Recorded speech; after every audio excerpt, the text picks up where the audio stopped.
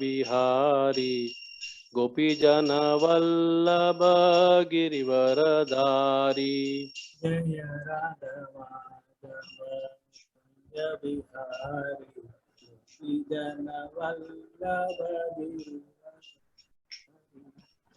यशोदानंदन ब्रज जन Ranjan, Yashodanandan. Prabhuji, your voice is not audible. Okay. Okay, so I will only sing 2 times, so that otherwise there is some disconnection, I think, somewhere. Yamuna Tiravanachari, Yamuna Tiravanachari, Jai Radha Madhava Kunja Bihari, Gopi Jana Vallabha Girivaradari, Jai Radha Madhava Kunja Bihari, Gopi Jana Vallabha Girivaradari. Yashodanandana Braja Jana Ranjana, Yashodanandana Braja Jana Ranjana, Yamuna Tiravanachari, Yamuna Tiravanachari. Hare Krishna, Hare Krishna, Krishna Krishna, Hare Hare, Hare Rama, Hare Rama, Rama Rama, Hare Hare, Hare Krishna, Hare Krishna, Krishna Krishna, Hare Hare, Hare Rama, Hare Rama, Rama Rama, Hare Hare, Hare Krishna, Hare Krishna, Krishna Krishna, Hare Hare, Hare Rama, Hare Rama, Rama Rama, Hare Hare, Hare Krishna, Hare Krishna, Krishna Krishna, Hare Hare, Hare Rama, Hare Rama, Rama Rama, Hare Hare, Hare Krishna, Krishna Krishna, Hare Hare, Hare Ram, Ram Ram, Hare Hare, Hare Krishna, Krishna Krishna, Hare Hare, Hare Ram, Ram Ram, Hare Hare, Hare Krishna, Krishna Krishna, Hare Hare, Hare Ram, Ram Ram, Hare Hare, Hare Krishna, Krishna Krishna, Hare Hare, Hare Ram, Ram Ram, Hare Hare, Hare Krishna, Krishna Krishna, Hare Hare, Hare Rama, Rama Rama, Hare Hare, Hare Krishna, Krishna Krishna, Hare Hare, Hare Rama, Rama Rama, Hare Hare. Jaya Radha Shyam Sundar Radha Shyam Sundar Radhe, Radha Madhav Radhe, Jaya Radha Krishna Chandra Radhe, Jaya Radha Ras Bihari Radhe, Jaya Krishna Balaram, Krishna Balaram, Jaya Krishna Balaram, Jaya Vamsi Gopal, Jaya Vamsi Gopal, Jagannath Baladeva Subhadra Devi, Jaya Jagannath Baladeva Subhadra Devi, Jaya Nitai Sachi Suta, Nitai Sachi Suta, Nitai Sachi Suta, Nitai Sachi Suta. Jaya Panduranga Vithala Hari Hari Bol, Panduranga Vithala Hari Hari Bol, Jaya Narsingha Dev, Narsingha Dev, Narsingha Dev, Jaya Narsingha Dev, Jaya Tulsi Maharani, Jaya Tulsi Maharani, Tulsi Maharani, Jaya Tulsi Maharani, Jaya Shat Goswami, Jaya Guru Parampara, Sat Goswami Jaya Guru Parampara Jaya Jaya Prabhupada Prabhupada Prabhupada Prabhupada Jaya Jaya Gurudev Shripad Gurudev Jaya Jaya Shripad. जय बोले युग धर्म हरि नाम संकीर्तन की जय। पतित पावन शिला प्रभुपाद की जय। पतित पावन शिला गुरुदेव की जय। निताय गौर प्रेमानंदे हरि हरि बोल। ओम नमो भगवते वासुदेवाय। ओम नमो भगवते वासुदेवाय। ओम नमो भगवते वासुदेवाय। नारायणं नमस्कृत्यं नरं चैव नरोत्तमं देवीं सरस्वतीं व्यासं ततो जयमुदीरयेत्। नष्टप्रायेषु अभद्रेषु नित्यं भागवत सेवया भगवती उत्तम श्लोके भक्तिर्भवतिर्नैष्टिकी। Hare Krishna all, welcome to this class on Srimad Bhagavatam. So today we are discussing on the Canto 7, which is Signs of God, and the chapter is 2, that is Hiranyakashipu, King of Demons, and we are going to discuss on text number 13. Iti te bhartra nirdesham. Iti. Yes, Prabhu, go ahead. Yes, Prabhu, go ahead.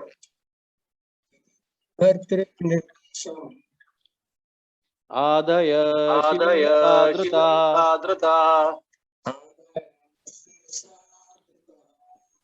Shivadrita. I'm hearing some echo. I'm hearing some echo.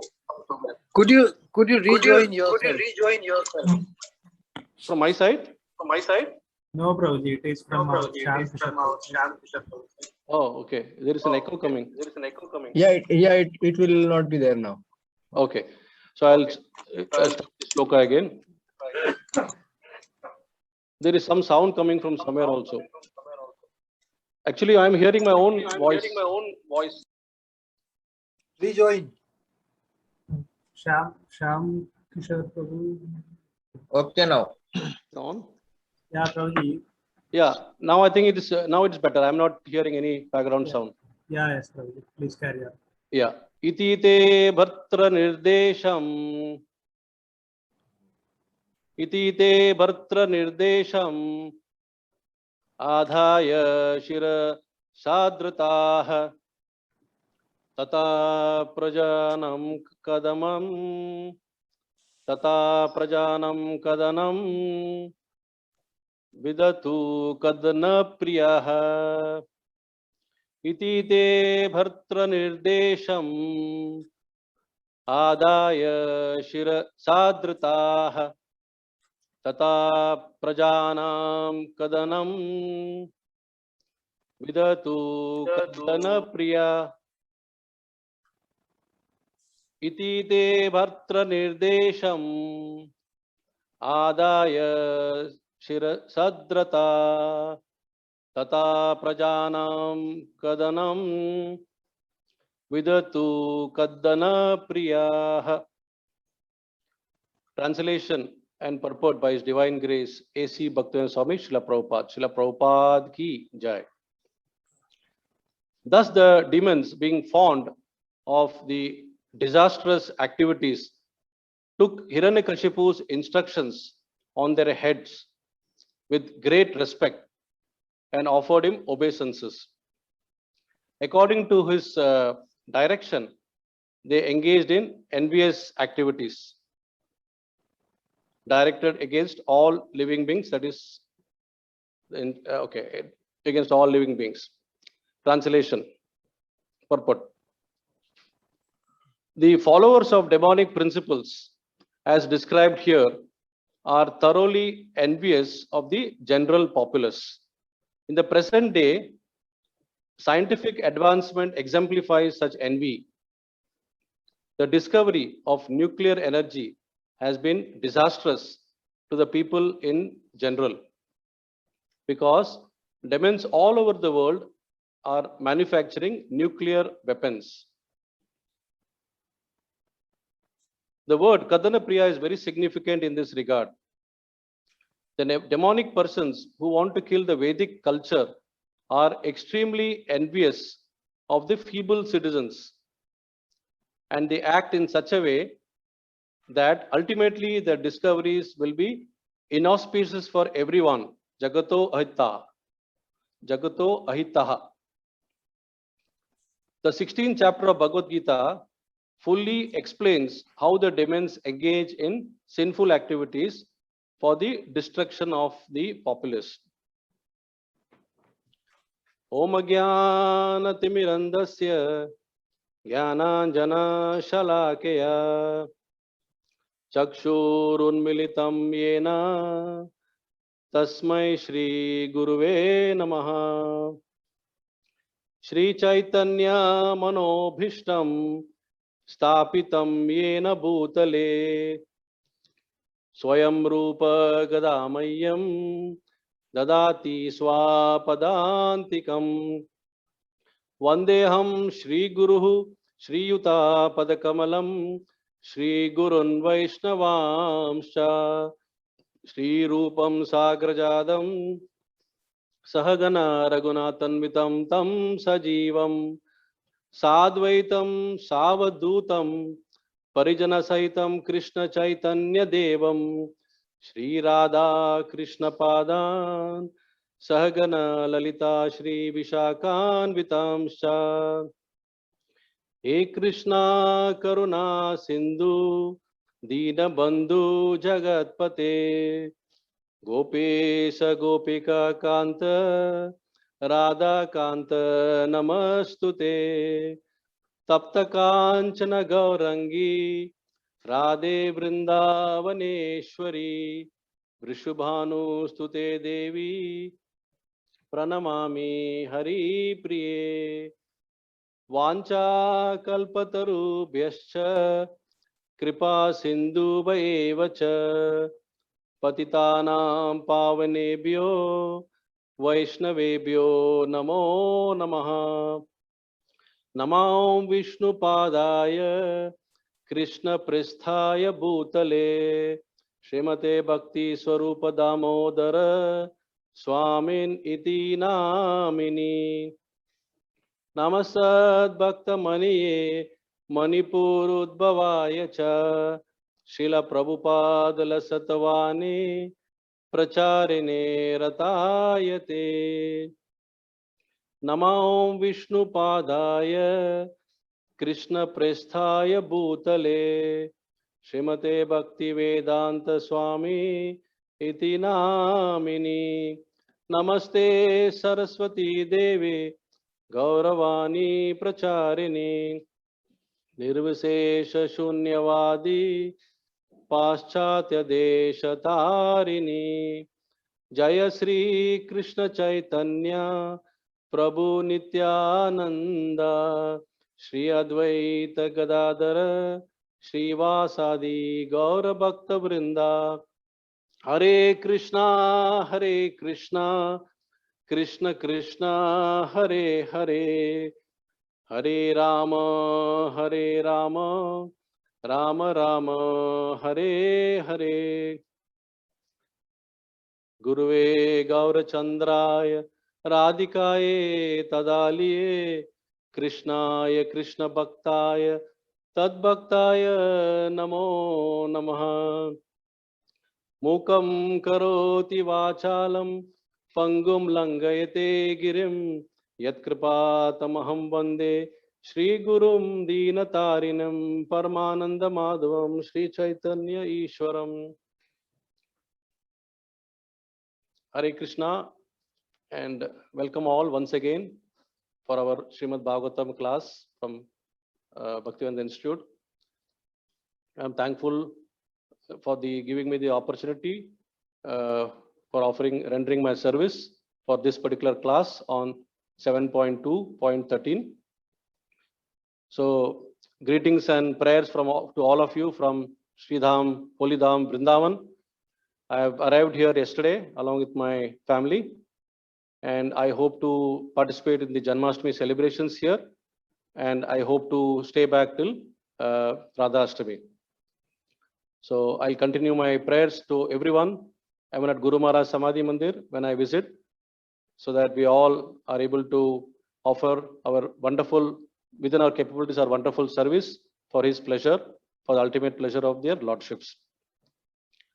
So in today's verse, we are discussing about Hiranyakashipu's intelligent mega revenge plan. So how he is planning the strategy for that. So we know that Hiranyakashipu is a very intelligent person. He clearly understands, even though he's a demon, he clearly understands the science of Atma. He understands the science of detachment. It's just that his ahankar and puffed up nature that is putting a wheel over this kind of understanding. So what is his mega plan? I mean, this plan is basically to kill Lord Vishnu as a part of his revenge, to avenge the killing of his beloved younger brother Hiranyaksha. So till that time, Hiranyakashipu used to think that Vishnu actually is neutral. He knows that Vishnu is powerful, but he always thought Vishnu is neutral to the demons and the demigods. But after this episode of killing of his younger brother Hiranyaksha, his mentality changed, his attitude towards Vishnu changed. He thought that Vishnu is not neutral, but he is completely biased towards the demigods. And to satisfy the demigods who were constantly praying to Vishnu, he has colluded with the demigods. That is the understanding of Hiranyakashipu. That Vishnu has colluded with the demigods to eliminate his younger brother. So therefore, Hiranyakashipu made this plan to kill Lord Vishnu. It's a very foolish plan. He doesn't understand the Supreme Personality because of his the intelligence being covered by Maya. So now what is the strategy? See, every time when you make a plan in the corporate world, etc., and in every sphere of life, we make a strategy. So as we can understand from the previous verses, the strategy of Hiranyakashipu is bottoms-up approach. So in the bottoms-up approach, what you do is that you start from the base level, from down, and then you go upwards. So here, what Hiranyakashipu thought was that in the planet Earth, there are a lot of these brahmanas who are conducting this yagnyas, and all this are done to please the demigods, and in return, the demigods offer it to Vishnu. So it's a big chain. So why not I break this chain at the root itself? Okay, so it said that Vishnur Duja Kriya Molo. That means at the root itself, he wanted to basically uproot it. So therefore, he instructed his army or his men to go down to the planet Earth and then cause disturbance, cause fear, and this is basically in all possible ways, he has instructed them to trouble the Brahmanas, kill them, kill the cows, and in turn, you destroy the Vedic civilization. Once that is done, according to his master plan, the demigods would not get anything offering. They will be completely disturbed. They will be frustrated. And as a result, they will also become weaker. And in the process, Vishnu will not get anything. And then I will go and kill Vishnu. So this destruction of Vedic civilization is basically, destruction of, so many qualities which are prevalent in the Vedic civilization, like Sama. Sama is the, they are peaceful. See, primarily Brahmanas means simple living and high thinking. So simple living means and your high thinking means you are very peaceful. There is no distraction. So Sama, Dhamma, that is self-control. Titiksha, you are very much tolerant. Then Satyam, you are truthful. Saucham, cleanliness. So these are some of the, and Arjavam. Arjavam means simplicity, that's simple living, high thinking. So if you destroy at the root level, then automatically all these qualities will go away, and then the society will suffer. So the main purpose was how to create sufferings and miseries to these existing pious people who are constantly worshipping Vishnu through demigods. So in this way, as he is making this plan, especially after passing away of his younger brother, the hidden demonic qualities, they start gradually taking shape or manifesting at the opportune moment, as they say. Because the qualities such as lust, anger, greed, envy, and pride, these are not, the seed is not there after birth. The seed is happening in the womb itself. That means you desire something in the previous life, and you wish, and that wish is granted. So accordingly, you get a suitable womb to be born. And then at the right environment, when the environment is supportive, these qualities are fructifying and they manifest. So this is exactly what is happening. So Hiranyakashipu, since birth, is a demon, and then this demonic nature is now completely blooming because of the situations. So they say these qualities develop from the womb and they go up to the tomb. So therefore, it is very important to purify one's thoughts so that we are able to desire for the right things and not for the wrong things. So what are the things that these demons typically desire? That's why they get this demonic nature. They basically, it's one quality, if you say, one feature, if you say, that is proprietorship. They want to be the proprietor. They want to lord over the material nature. They want to control the living beings in the material nature. They want to dominate. So these are the kind of qualities which are actually the seeds which are sown, and then eventually they fructify. And because they develop the qualities and they want to essentially crush the people, and they cannot accept any superiority. Like, in the corporate, we see some leaders who are saying that, might is right. That means either you follow my, directions, or you get out. So there is no culture of inclusiveness. That means I take the ideas from different sources. No. So this is actually a demonic nature. So sometimes when we have knowledge of these things, and when we see this kind of behavior amongst the place of work, or in any other places also, we are able to correlate from where this nature comes, and we can even categorize the nature as demonic nature. So primarily, the activities performed by the demons are purely in the mode of ignorance, because they are so much conditioned, and in that conditioned, they are associating only with the mode of ignorance. Very rarely you come across, there's the least possibility that the demons would be getting the association of the mode of goodness. It's a mode of ignorance, and to some degree mode of passion. So there's a good story in Bhagavatam in the 10th canto, which highlights this or exemplifies this nature further. This is of the demon called as Vrikasur. So Vrika, once he approached Narad Muni, and he said that I want to become the most powerful person on this planet. So can you kindly give me this boon? I want to destroy, nobody should be able to destroy me.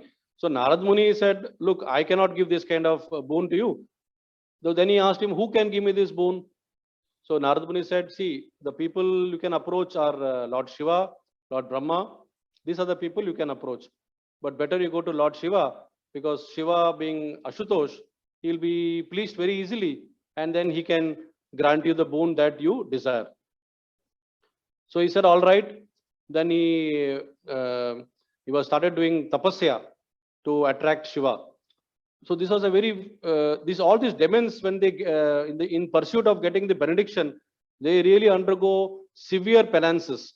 Like we know how Hiranyakashipu did the penance to get the benediction from Lord Brahma. So here Brikasur is going to an extreme torture. So in the yajna, can you guess what he is offering? He is offering his own flesh. He is cutting them piece by piece by piece, and he is offering as oblations to please Lord Shiva. But Lord Shiva is not pleased, and that frustrates Brikasur further. Then he comes to a point that he says, I've done all this, there's no point for me to live. I know I'm not able to get the attention of Lord Shiva. So he's about to offer his head itself. He's about to chop off his head and offer it in the yajna. So at that point of time, just to, Shiva also was testing him. And the moment he came to the point of chopping the head, Lord Shiva appeared. And he said, what do you want? Why are you doing all this? So he said, I want a boon, benediction from you. Okay. So what benediction you want from me? So this benediction is very, silly and very foolish. He says, I want a benediction that whenever I touch somebody's head, that head must be just blown away. So that person will not survive. The head will be cracked, blown away. So Lord Shiva reluctantly, but then no choice, because he's pleased him with all this yajna. He said Tatastu. So he grants him. Now look at this foolish Brikasur. He has got this benediction, and the first person he wants to try whether this benediction works or not is Lord Shiva himself. That means the demons, their intelligence is so much covered that the act is foolishness. So here Brikasur wants to test their benediction upon Lord Shiva, and then Lord Shiva knows, oh my God, now this is coming back up. So he starts running, and Brikasur is chasing him, and they reach up to the Vaikuntha. Somehow Lord Shiva enters Vaikuntha to take Lord Vishnu's help in this regard. So Vishnu has already seen this, everything, and he knows what is going to happen. At the same time, he has to save and protect Lord Shiva. So he takes the roop of a young boy, like a student, and he comes and faces in front of Brikasur. And he says, hey, what are you going? Why are you running like this? So Brikasur says, no, I want to try this benediction upon Lord Shiva. And because he has given this benediction, I want to try. So this boy, who is as Vishnu, which is as a student, he laughs. So Brikasur asks, why are you laughing? So this boy says, because I'm laughing because you should know that this benediction will never work. Why it will not work? So this boy says, because Lord Shiva has lost all his prowess, all his power, because he was defeated by Daksha Prajapati. So now he's, he's just acting like he's giving some benedictions like before, but nothing will work now. If you don't believe me, you can just touch your head and see. This will not work. So because it was Lord Vishnu who took this form of a young boy as a student, and he told it also gave him that intelligence for him to try upon himself. And Brikasur tried upon his head, only to be blown away. So this is how actually these demons operate, and they, really they want to destroy and they want to overpower people, but it's completely out of enviousness. So enviousness is what is mentioned here in this verse as Kadana Priyaha. So Prabhupada nicely explains this as a very important word, because here it says that the followers of demonic principles, as described here, are thoroughly envious of the general populace. That is Kadana Priya. So Kadana Priya are basically people who are expert in persecuting others. No, if you see the dictionary meaning of persecution, it says oppression. That is creating or sadistic pleasure or extreme enviousness or people who want to create disturbance in the society, or something like they want to completely destroy. It's a destruction mentality, or they want to create trouble, or torture. So these are the people who are classified as Kadana Priyaha. Now, if you see Chanakya Pandit's wisdom, he says that an ignorant usually envies an intelligent. So who envies whom? So ignorant envies intelligent, the poor envies the rich, the unchaste envy the chaste, and the godless society envies the God conscious society. So these are the people who are typically classified as Kadana Priya, or the mentality of Kadana Priya. So some acharyas have also explained in more detail. We understand the word envy, but so beautifully it has been explained that envy is also called as Paro Utkarsha Asahana. Asahana means it's Paro Utkarsha, means basically somebody who is par excellence, or somebody who is shining. We cannot tolerate that. Asahana. So Paro Utkarsha Asahana. That means I'm not able to tolerate somebody's success, or somebody's shining, somebody's excellence. That is, and this is typically the situation, dear devotees, in Kali Yuga. In fact, most of us, could be guilty of this kind of mentality. We cannot stand somebody's success or somebody's progress. At least till the time that we come to a level of understanding. And this is a very common thing in Kali Yuga.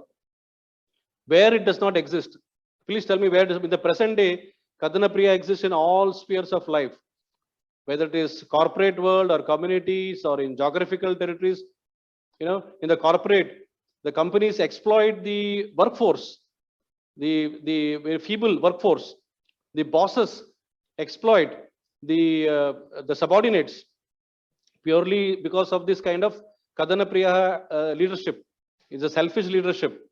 In communities, we find that Dongi gurus or Dongi, Babajis, they have this attitude, and they try to, cheat and fool innocent people. In geographical, region, we find that political leadership, they try to dominate over, different neighbors. They try to cause trouble to the neighboring countries. Pakistan is creating a lot of problems to India by causing disturbance in Kashmir and other places. Okay. Similarly, Russia is trying to annex Ukraine. They cannot digest Ukraine being a small nation. How can they progress so well? So let's try to gobble them up. Then, and if they don't succeed, all these people, they join where? Taliban. And Taliban is the perfect example of this kind of mentality, where all this that is mentioned here in Kadana Priya, destruction, disturbance, non-tolerance, torture, everything you can find in this kind of mentalities, that is Taliban, which is now completely hot news now, and how much disturbance they are creating in Afghanistan. This is a classic example of Kadana Priya. And this extension of Kadana Priya mentality, Srila Prabhupada mentions in his purport here, that in the present day, scientific advancement exemplifies such envy. So why does Srila Prabhupada, by the way, categorizes scientists whom the general populace regards as the top intellectual society? But Srila Prabhupada is saying that such people are actually, because of the envious nature, and the scientific advancement exemplifies this. So what is the reason for that? And by the way, before Srila Prabhupada, nobody ever had this guts to talk about against the scientist. And even after Prabhupada, nobody is having the guts to talk against the scientist, because how can you talk when they're giving us so many good facilities, good comforts, good advancement? But Srila Prabhupada hit the nail directly, what they try to achieve. Now this translation of this purport or this purport must have been written by Srila Prabhupada 50 years back. At that time, the only things that were known in the society was, nuclear destruction. That is how somebody can harm another country, because Hiroshima and Nagasaki had already taken place in the late 40s, and then here and there many countries were trying to build nuclear arsenal, and there was a lot of nuclear missile program going on. And so Prabhupada has mentioned that as an example. But dear devotees, let us dwell upon this aspect a little bit more, because in the 50 years we have seen so many other negative developments in the field of science, which is actually causing more harm to the society. Okay, when we talk of nuclear program basically was meant to develop as an alternative nuclear energy. But from there, if you see the countries that are developing like China, Iran, and North Korea, here the only intention is basically to destroy. The idea is the destruction of another land or another property or another country. Similarly, the space program. The space program has taken off as one of the great scientific, research. All the satellites going up, and we are getting so many good things to see what's happening around in terms of the climatic changes and everything. But there are some people, some countries with some ulterior objective also, ulterior motive. From the space program, through the space program, they want to see how we can manipulate some other country, how we can dominate, how we can even manipulate the climatic changes. A lot of things are being discussed on that level also. Similarly, the leather industry, the leather or the tanning industry, which has excelled, and because of which the slaughterhouses have mushroomed. So the slaughterhouses are thriving only because of the leather industries or the tanning industries. So all this in the name of scientific development and advancement is actually going to the level of butchering the cows for the leather industries. So in such a society, how can we expect peace and harmony? And then further, in the last 2 decades, the communication technology has advanced so rapidly that today a small child in his tip of his fingers can virtually not only get information, but it can also get wrong information, which is not supposed to receive at that age. And the technology allows him to see things which is actually forbidden to see and hear. So all that is going into the destruction of the society. And the most important development in this field has been, the scientific development has been the biological weapons. The biological weapons are the most dreaded weapons now. It is said that the Wuhan or the COVID virus has come from Wuhan. The scientists have developed this for mass destruction. There is enough evidence for that. So in China, in Wuhan, this virus has been developed. So the intention, so how much sight Prabhupada already had, vision Prabhupada had in the 1970s, that he categorized scientists as Kadana Priyaha mentality. So Wuhan virus is the prime example, extra example. So it can completely destroy. Okay. So Prabhupada has been very fearless in explaining, because Prabhupada was fully surrendered. So Prabhupada's intention was fully surrendered to his guru and to their lordship, Krishna, Sri Radha Krishna. A surrendered soul, a fully purified soul, is not afraid of sharing anything. So Prabhupada made it very cautiously. He announced this boldly, that we have to guard against such people. Okay, and therefore this presents us a interesting a challenge and an opportunity to counter it. So before we go into that, how to counter, let's talk about the some of the other points which is mentioned in this purport. Here Prabhupada mentioned in the last line, the 16th chapter of Bhagavad Gita fully explains how the demons engage in sinful activities for the destruction of the populace. Okay, so in the 16th chapter there are several verses which Krishna has spoken 5,000 years back, which clearly exemplifies these demonic natures. The 16th chapter is about demon and divine. So in the demonic nature, I went through some of the verses where, which I would like to highlight here. So if you see verse number 16.4, okay, it says, Dambo Darpo Abhimanascha. Dambo means pride, Darpo is arrogance, and Abhimanascha is excess pride. Krodha, Parushyam. Krodha is anger, we know. Parushyam is harshness. Okay, Ajnanam, ignorance. Cha and Abhijatasya. That means these are the qualities inherently present with whom? Partha, Sampadim, Asurim. That means, O Partha, these qualities are present in the Asurim. There is pride, arrogance, anger, harshness, ignorance. These are all present in the Asuric Bhav. Then in 16.8 Bhagavad Gita, Krishna says, Asatyam apratishthana te. That means this world, the Asuras feel, this world is unreal and it has got no foundation. Apratishthana. Jagat ahur anishwaram. That means the cosmic manifestation is, the entire cosmic manifestation is without any controller. So this is how they feel. Aparaspara sambhutam. That means this entire thing has arisen without any reason. It has caused without, it just came out like that. Okay. Kim anyat kama haitukam. They feel that the only cause is for this is lust and sex desire. That is kama haitukam. So they are concluding this entire world is nothing but phantasmagoria, as Prabhupada says.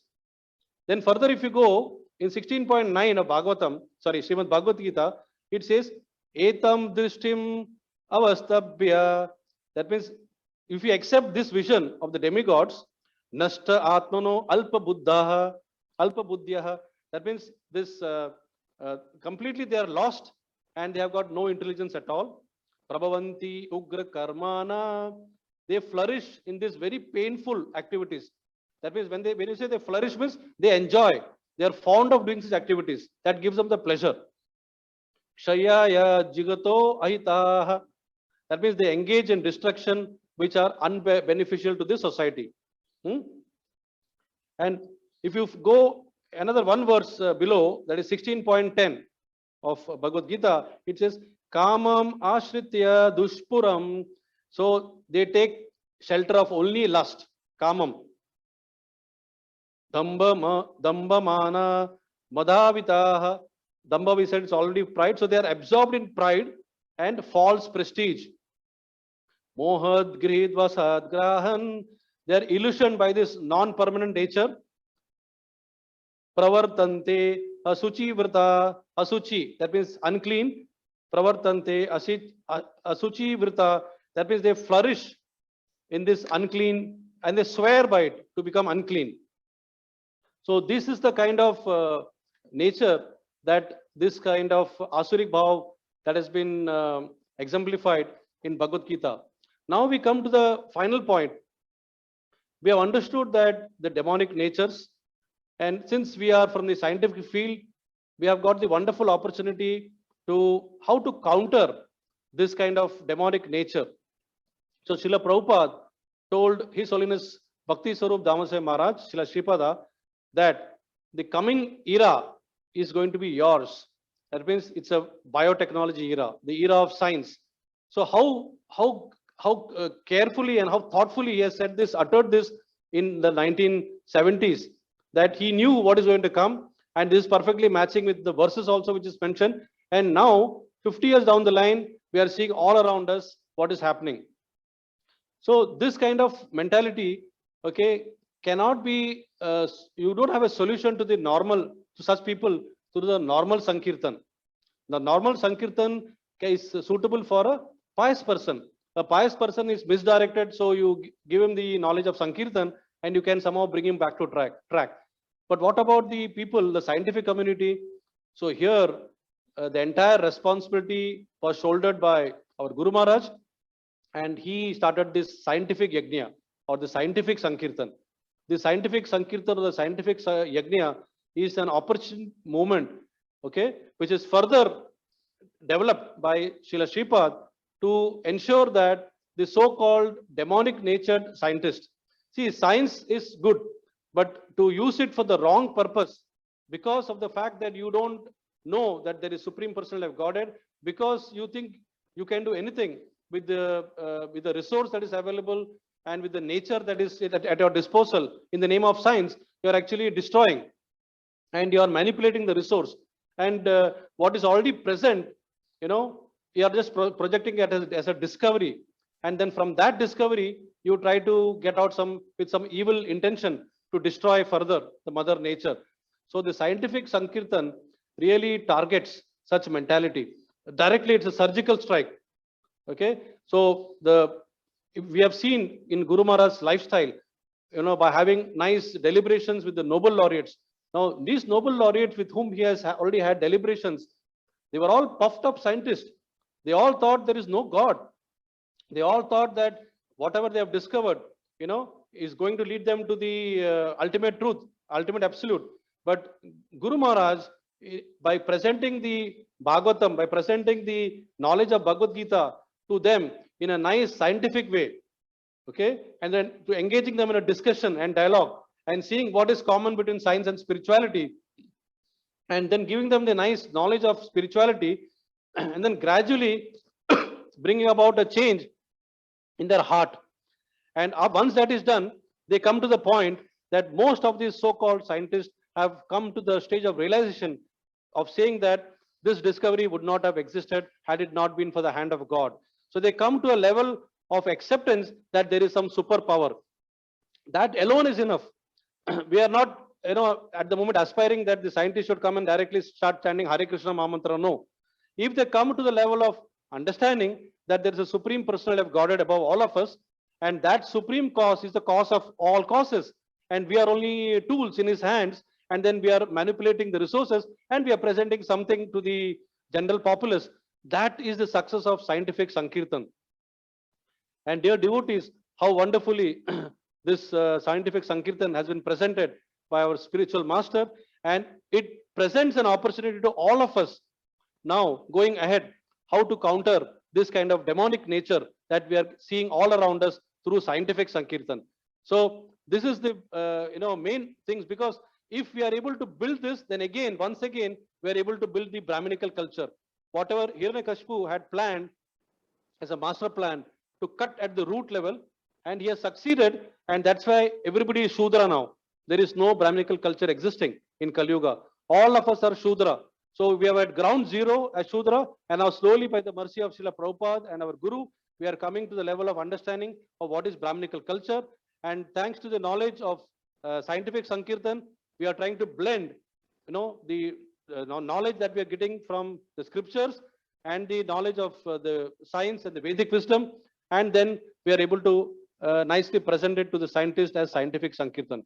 So in this way, we can try to achieve what is, can counter. Otherwise, this society will be full of such demonic people, and they will only come up with newer and newer ideas and discoveries, which will cause even more destruction. Now things that we were not exposed at the age of 15 or 16 or even younger age, now the kids at that age know everything, and they have gotten access to see all the dirty things on the Netflix. So these are all the bad effects. So by giving them the proper knowledge, they will understand, their intellectual will become more, pure. They'll have a discrimination to choose between the right and wrong, and that way we can contribute to the society by, raising their understanding. So this is what actually I wanted to present in this particular verse, which talks about, Hiranyakashipu's plan and also his strategies, and basically who are the people in the present times who can be categorized under the under the words that is mentioned here, with a special emphasis on Kadana Priyaha. Okay, so with this I would like to end here. I've got nothing more to add here. If anybody has any further things to add or wants to ask anything or has any words of wisdom, kindly share. Thank you very much. Hare Krishna. Hare Krishna, Prabhuji. Thank you for your nice class. So, yeah, if anyone is having any questions regarding today's class, they can raise the hand and ask His Grace Shyam Chandra Prabhu.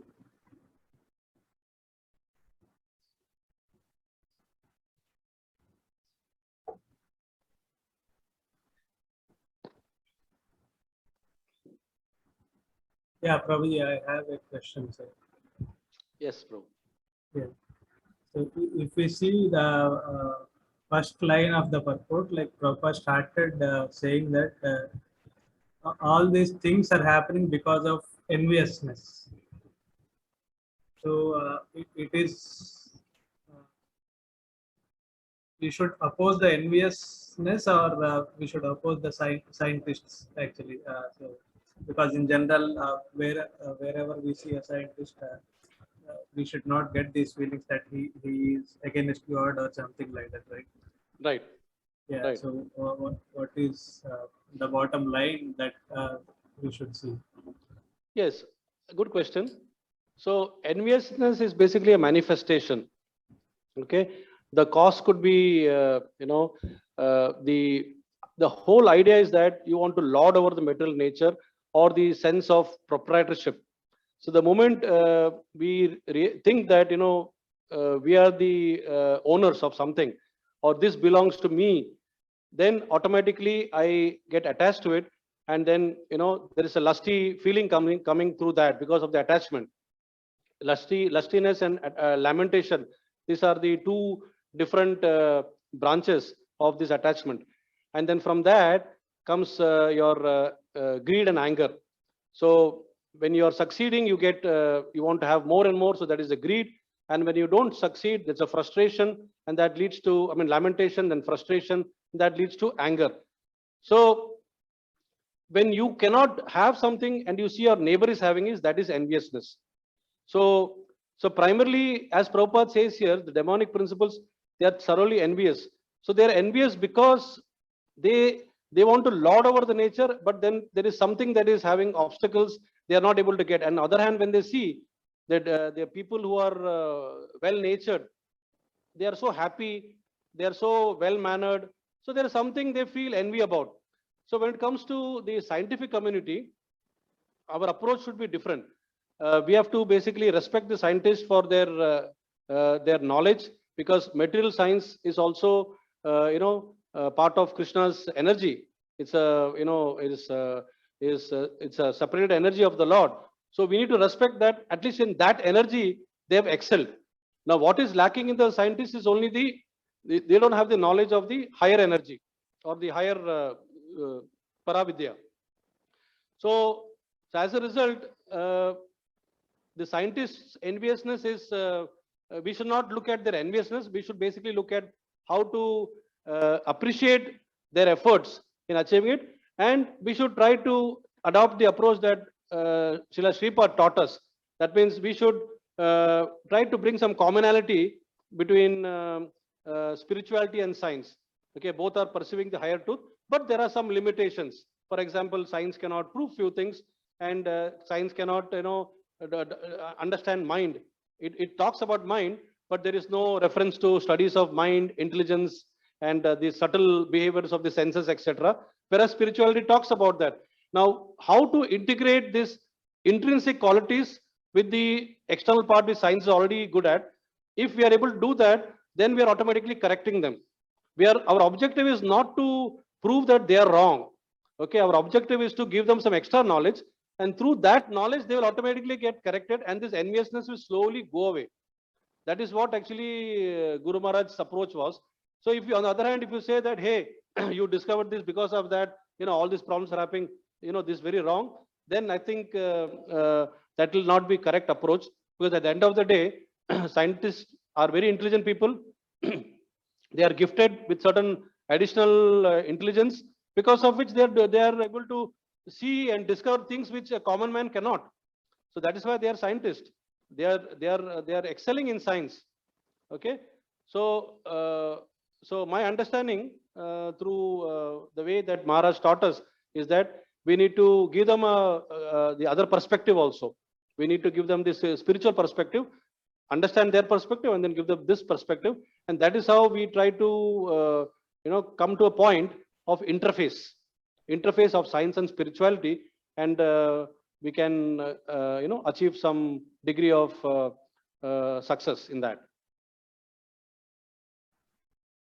Yeah, thank you, Prabhuji. And my point of asking that question is enviousness the quality being held by only scientists or even general population? Okay. No. Envious is there across, I think, every human being. This is, see, because we as Jivatmas are conditioned. And conditioned to what? The modes of nature. So this enviousness is coming from the mode of ignorance. So when we are associating with the mode of ignorance, and sometimes to some degree the mode of passion also, this enviousness will come.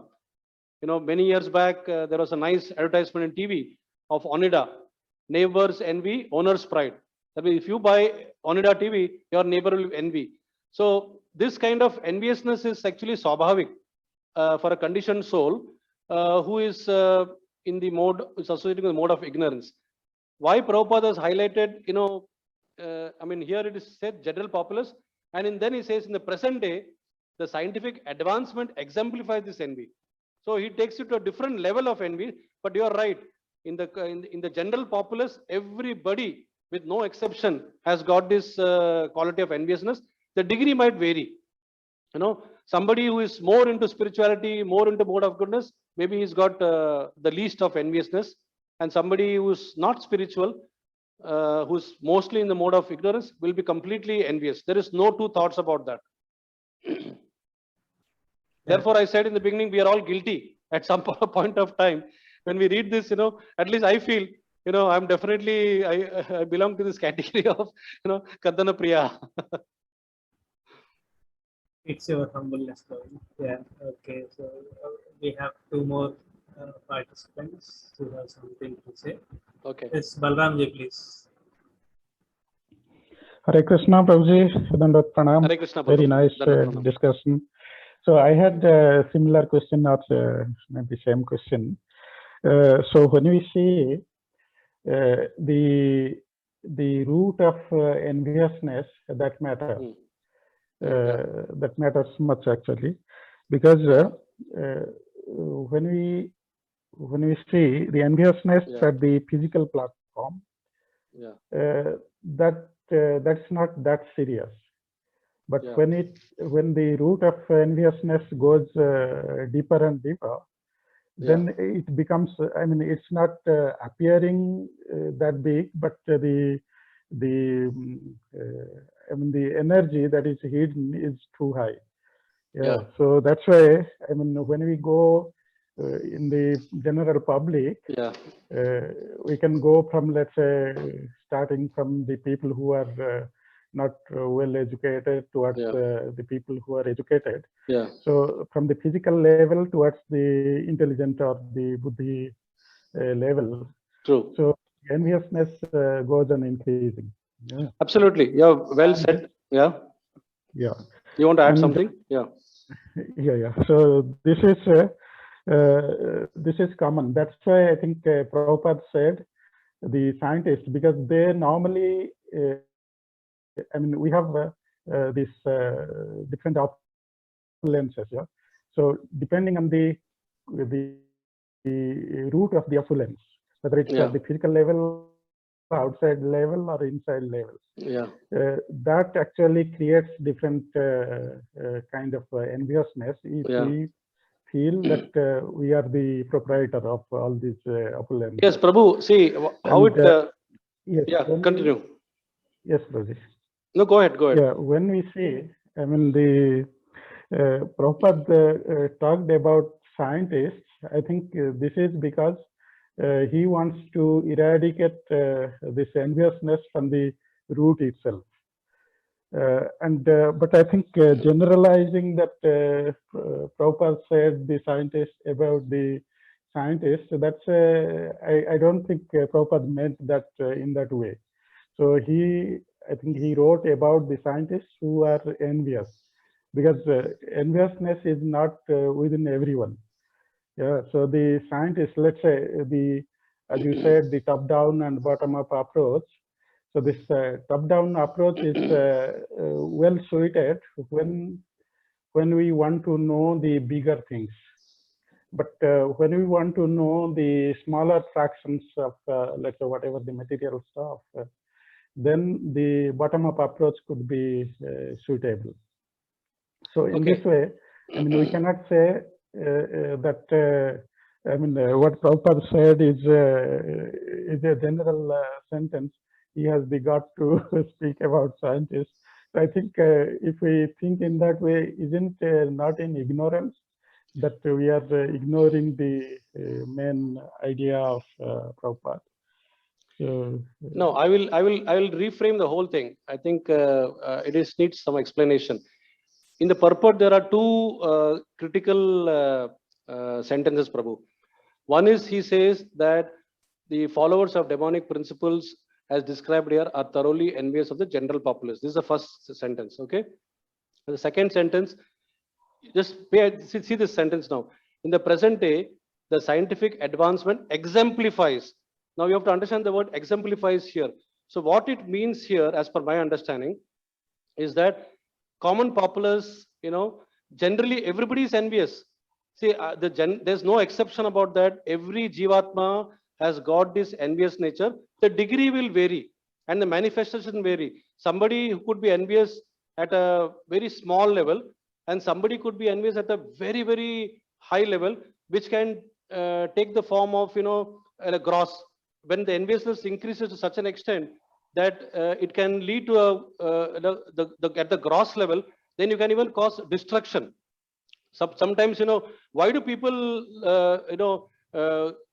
take to the mentality of even attacking someone? The root is enviousness. It starts with enviousness, slowly it builds. It comes to a point where they feel that for me, the only option is to destroy this person or destroy this community, destroy the nation and so on. Okay. Now, what Prabhupada is saying here, he's talking about the exemplification. So what it means here is that he says that the scientific community, by the virtue of using their so-called intelligence, okay, they are endowed with intelligence, no doubt, but using their so-called intelligence. Prabhuji, I think it's not the scientific. Let me complete it. Community Balram Prabhu, can you allow me to complete? Okay. Yeah, please. Sorry. I think after I finish, then I think you can give your perspective also, because please go ahead. We have to keep everybody's perspective in picture. Okay, maybe I'm wrong. I'm sure I'm open for correction. All that I'm trying to say here is that, see, if this had not been there, Prabhupada would not have given this tough task to our spiritual master. There would not have been a scientific Sankirtan movement at all. Okay, till that point of the time when Prabhupada gave this tough task to Sripad Maharaj, he knew how difficult it is to basically remove the enviousness from the most intellectual people. What we perceive as intelligence in some people could be sometimes a gross, enviousness, which is taking a manifestation also, because that intelligence is misdirected. It is not directed towards something. Now, I'm not saying here that all scientists are envious. I'm not saying that. I'm not saying that Prabhupada also said that. Okay. All that I'm trying to say is that as the degree of enviousness gets manifested in different forms. From a very small form in the general populace, as we might see, and as it is exhibited by people around us, including ourselves to others, to the point that a stage comes when, a very advanced nation. Today, America is the most advanced nation. Aren't they having the most intellectual societies? Aren't they having the most Nobel laureates and scientists? Yet you can see the mentality is to dominate over others. Yet you can see the mentality is to suppress, oppress. Everything is there. These qualities, but the moment you get a position of power, Prabhu, you get this hidden qualities starts manifesting. So as a result, this tough task of, when he said that the coming era is going to be yours to Guru Maharaj, it's an era of technology, era of science, era of biotechnology. You must present this scientifically. If a scientist could have understood Bhagavatam and Bhagavad Gita in the normal manner, okay, the fact that they don't want to hear from a normal speaker, they want to hear only from a person who is also a scientist. That is why Dr. T.D. Singh, being a scientist, was successful in presenting in a scientific manner. So as a result, that the change of heart can take place among the scientists. So you continue to be a scientist. We are not depriving of that, or we are not envious of you as a scientist. All that we are trying to say is that you will utilize those capabilities for still betterment of the society, and in the process, if you take up spirituality, the entire world also will take up spirituality. That is what actually I am trying to present. Yes, Prabhuji, very nice. So the same fire can be used for cooking as well as destroying the whole world. Similarly, the nuclear weapons, so those are discovered, or the nuclear energy program. Sure. That's basically for the good of the human society. So technology But, gives you good and bad only also, no? some people, Nobody is denying that, yeah. Yes, So North Korea has got a yes, pile of only nuclear missiles. Balramji, maybe we can proceed further there. I think. Yeah. Okay. Hare Krishna, Prabhuji, very nice. Yeah. Thank you. Nilambar Maharajji is having something. Let's hear from Maharajji quickly. Maharajji, please. Nilambar Maharajji.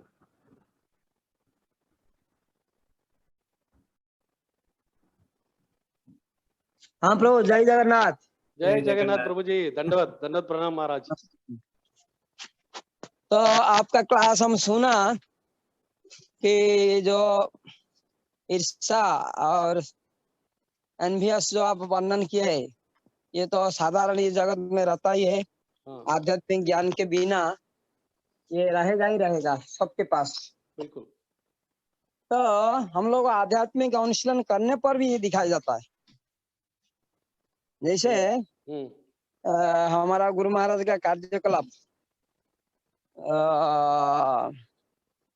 IURA programme, AISSQ और conference, ये सब programme जब successful हुआ तो बहुत कुछ सब प्रभुपाद महाराज का जो फॉलोअर है सब वो एग्नेस्ट की विरोध करने लगे। और जैसे हम लोग को भी डायरेक्ट हम सुना गुरु महाराज से ऐसा ऐसा वो लोग कह रहे।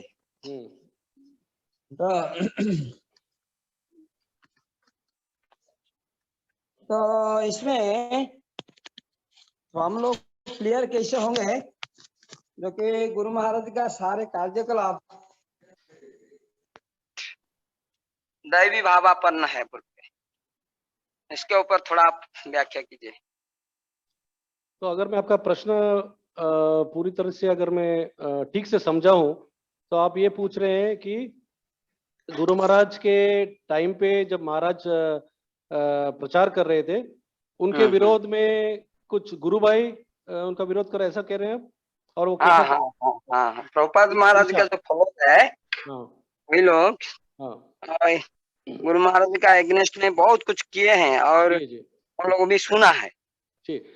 तो मेरा यही, yes, yeah, I mean, to put it clearly, like so we see enviousness even after coming into the devotion as well. So how to get out of it, or how to get rid of it?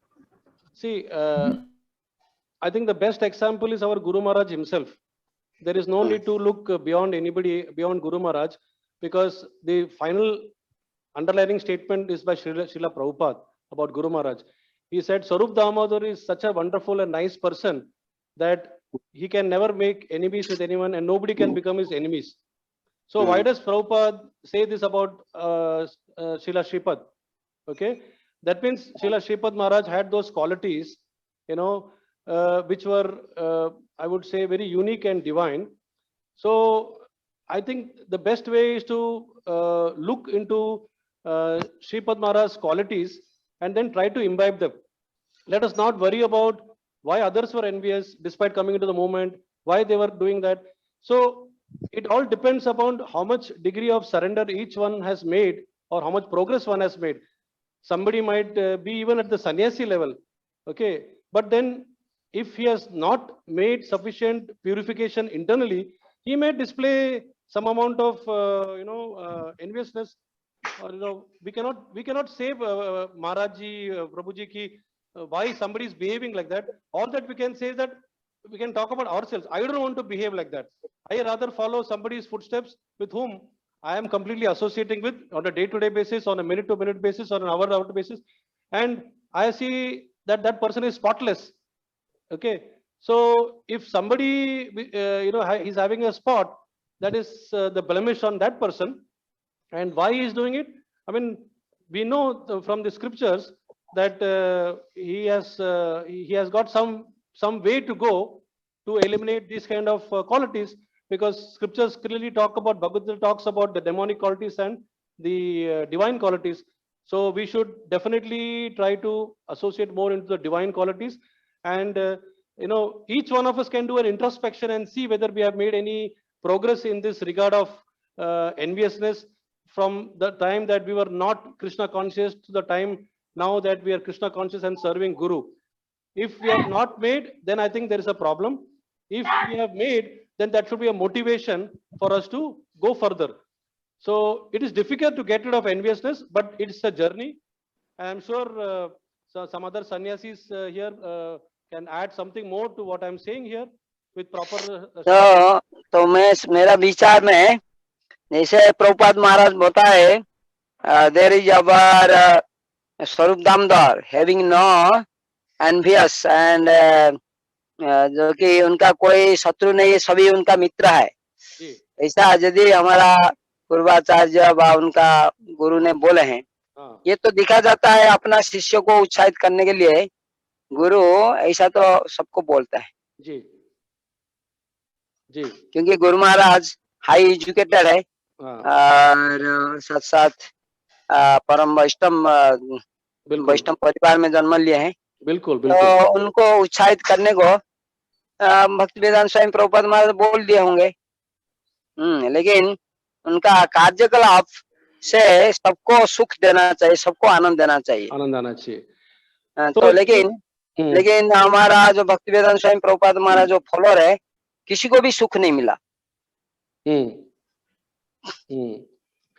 तो इसमें हम लोग कैसे confirm हो जाएं? मैंने तो हमारे गुरु महाराज को हमेशा आनंद ही आनंद देखा है। कठिन परिस्थिति में भी मैंने उनको आनंद ही आनंद देखा है। तो अभी तो मैं उनका ही मतलब चरना का जो है फुटस्टेप में चलना चाहता हूँ, और फिर ये आनंद और जो ईर्ष्या है प्रभु जी, ये सब मन और हमारे इंद्रियों से ही मतलब जुड़ित है। तो हमारे मन को अगर हम अच्छी ढंग से उसको मतलब शुद्धकरण करेंगे, प्रॉपर जप करेंगे, प्रॉपर साधना करेंगे महाराज, तो इसमें कोई शक नहीं है कि ये पूरा ईर्ष्या निकल जाएगा। क्योंकि आखिर में हमें ये सोचना है कि वो भी एक जीवात्मा है, उसका वो भी जो है सुप्रीम पर्सनल ऑफ गॉड को ही सेवा में लगा है। मैं भी एक जीवात्मा हूँ, मैं भी सुप्रीम पर्सनल ऑफ गॉड को ही सेवा में लगा हूँ, और दोनों जो है अपने अपने गुरु को माध्यम गुरु को मतलब प्रसन्न रखते हुए हम कर रहे हैं। तो अगर हम इस तरह से करेंगे कि हमारा लक्ष्य एक ही है, गोल एक ही है कि हमको जो है हमारे गुरु को जो है प्रसन्न रखना है, ताकि वो अपने स्पिरिचुअल मास्टर को, श्रील प्रभुपाद को खुश रख सके। तो ये अगर भाव से हम लोग एक दूसरे का सहायता करेंगे तो गुरु भाई में भी कोई ईर्ष्या नहीं होगा। तो गुरु ये ईर्ष्या होता है, हो जाता है जरूर कि कोई ज्यादा अच्छा मेरे से सेवा कर रहा है, मैं इतना नहीं कर पा रहा हूँ, ये हो सकता है, या उसके पास थोड़ा ज्यादा क्वालिफिकेशन है या ज्यादा कैपेबिलिटीज है। लेकिन हमें लार्जर पिक्चर देखना है। हमें ये छोटा छोटा चीज में हम रहेंगे तो हम भक्ति में आगे नहीं बढ़ पाएंगे, ये मेरा अपना मान्य है। तो मेरे को सबका आशीर्वाद चाहिए कि मैं जो है ना ऐसा सोच विचार में नहीं पढ़ूं कि वो क्यों ईर्ष्या है, ये क्यों ईर्ष्या है। मैं यही सोचूंगा कि मेरे में ईर्ष्या है, मेरे में कमी है, मुझे जो है आगे प्रगति करना है। यही मेरा मतलब विनंती है सबसे, मेरे को ये प्रदान करें आप सब लोग। हरे कृष्ण, बहुत बहुत धन्यवाद। हरे कृष्ण महाराज जी, थैंक यू फॉर आस्किंग। मैं इसमें 1 मिनट बोलना चाहूंगा। ठीक है महाराज। तो गुरु महाराज को यदि उनका गुरु ने बोल दिया है ये शुद्ध भक्त है, और उनका कोई एनवियस नहीं है, और सभी का वो मित्र है, सभी वो सबके साथ उनका वो मित्र, सबको वो मित्र बना सकता है। लेकिन साथ साथ उनका गुरु यदि उनको उत्साहित करने के लिए बोल दे, लेकिन साथ साथ उन्होंने दूसरा शिष्य लोग को भी बोल रहा है। भक्तिवेदांत स्वामी प्रभुपाद महाराज जो है दूसरे शिष्य लोग को भी बोल रहा है, ये बच्चा जो है इतना अच्छा फर्स्ट क्लास है। और उनका फॉलोअर भी कोई ये भी रिपीट कर रहे हैं। तो इसी कारण हम लोग इसमें कंफर्म होना चाहिए हमारा गुरु महाराज का कार्यकलाप में यदि दूसरे कोई दुखित व प्रभावित व शत्रुता दृष्टि में देखे उनका कार्यकलाप को कोई इसका पसंद नहीं हुआ, लेकिन वास्तविक उनका कार्यकलाप जो है विश्व का मंगल का दायक है, मंगलदायक है। ये सब दृष्टि से हम लोग होना चाहिए। ठीक है महाराज, धन्यवाद महाराज। हरे हरे कृष्ण महाराज, जय Jagannath. Hare Krishna Maharaj. Our Govind Maharaj is having something. Maharaj, please make it short. Hare Krishna, bro. I wish I could speak as scientifically. Hare Krishna Maharaj. I'm in Vrajbhumi now. Hare Krishna. Yeah. Oh, actually, yeah. You brought a wonderful scientific, and Guru Maharaj would have really very much appreciated. He has appreciated your class very much because it's very much in line. You touched many points. But still, the ultimate disease, envy, we must address. You know, this is how populace is categorized or divided. You know? Great personalities. So our definition of great people are those who are really concerned about the benefit of others. You know, they are anything but self-centered. You know. And that is what keeps them free from envying. Envying for what? Because their life is dedicated for the benefit of others. That's why they are always thoughtful, contemplative of great ideas. Great people talk, like the saying says, great people talk about ideas. Average people talk about things, taking care of their affairs. No, but small people talk about other people. That is gossip and enviousness. Why they talk about other people? Because they have nothing of concrete to discuss about themselves. So now we come to sadhakas. So as sadhakas, we theoretically understand that one should not be self-centered. Krishna should be the center of our Sri Guru should be center. Vaishnava should be self-centered. But you know, what is the problem? We know it theoretically, but until one has developed truly the attraction or the rati for Sri Guru, it is not possible to get rid of envy, because we will always have some ulterior agenda. But one who has developed rati for Sri Guru, he cannot be envious of anyone. That is where Guru Maharaj stands out. His love for Srila Prabhupada. I want to bring this one quotation from one of Srila Prabhupada's disciples, Navyogendra Swami. He told a couple of times, he said that we all joined Srila Prabhupada and we got benefited. We made our careers. But there is one person, your spiritual master, Sarup Damodar Maharaj. He gave up his career to join Srila Prabhupada. So he was the true Jew. What I mean to say. So when we become the beneficiary of some sort, correct? And we wonder, oh, why somebody get more benefit than me? I am no less than anyone. This is the conditioned state of thinking. But when we target to become pure devotee, and the essence or the perfection or attaining that possibility is by developing pure love, that what we have received from our Sri Guru. What Srila Sripad thought, what he received from Srila Prabhupada, that he sacrificed his career and he acted as the most thankless task. The scientific, nobody comes and tells you why you doing all these things and wonderful things. No, nobody. But he continued because pleasing the Sri Guru was the only focus he had.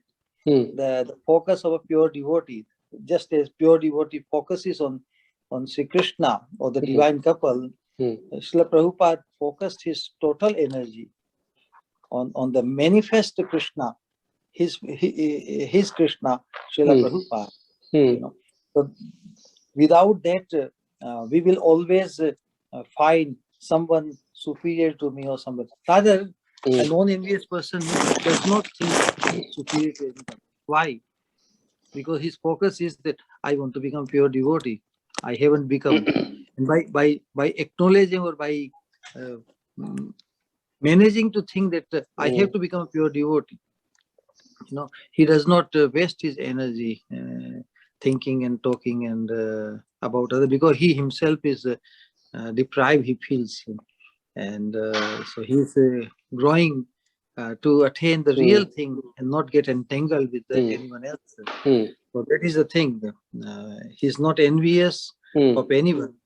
He's not inimical to anyone. But it is not in the hand of Srila Sripad, but if somebody is envious of him, it is not in his hand. Yes. That's why Ajatashatru, this concept of Ajatashatru comes to Yudhishthira Maharaj.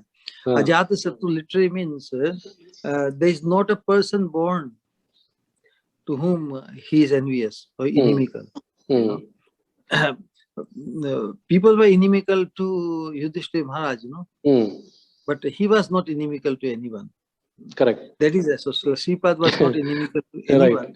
Right. Even to the worst person. I have seen Guru Maharaj in close, the way he was reacting to certain people, and he said, why he's not going against the will of Srila Prabhupada, our spiritual master. That.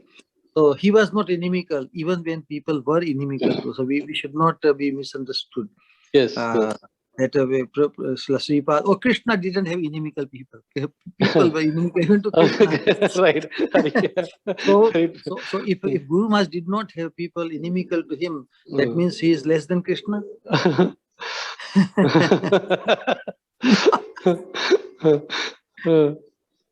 But your presentation was very scientific. It really enjoyed.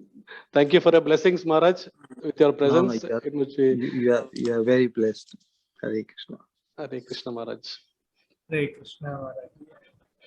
Yes, Prabhuji, we can conclude for today. Okay. Thank you all for joining today and blessing me for this particular service. Grantara Srimad Bhagavatam ki jai. Patit Pavan Srila Prabhupada ki jai. Patit Pavan Srila Gurudev ki jai. Itai Gaur Premanande Hari Hari Bol. Thank you. Thank you so much. Thank you all for joining and being patiently with us. Even the session was extended 15 more minutes. Jai Sripad Shyamchandra Prabhu ki jai ho. Saturday special. Vrindavan Dham ki jai. Hare Krishna. Hare Krishna. See you all in tomorrow's class at 7:30. Hare Krishna.